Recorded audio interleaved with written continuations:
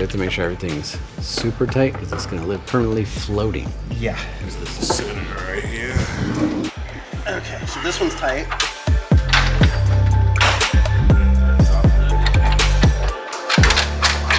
I just need to eat. I'm starving.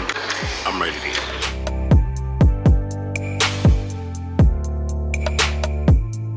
Well, looks like we got the first row, the hardest row, done. We're starting on the second row, but the reason why it's so hard is you have too many variables. So you have this piece of unistrut that has play in it. You have this cheese burrow that has play in it. You have this pole, which is at a different height, and then you have to get all of these to align all the way across. And so there's like 6 or 7 different variables that you have to adjust just to get this to match the laser. It's going good. We're in the thick of it right now. We're doing the last row.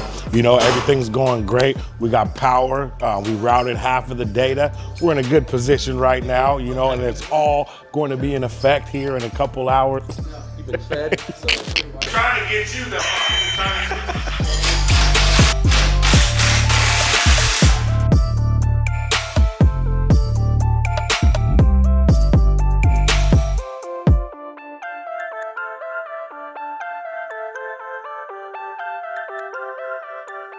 And then the fiber's up there, but it would just get pulled down to here. And then we just zip tie the switch to here. Looks good, my friend.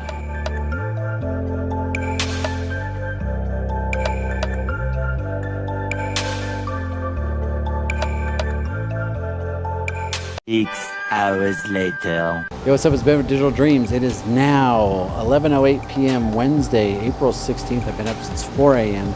We just finished rebuilding the SF MOMA LED wall for the second time.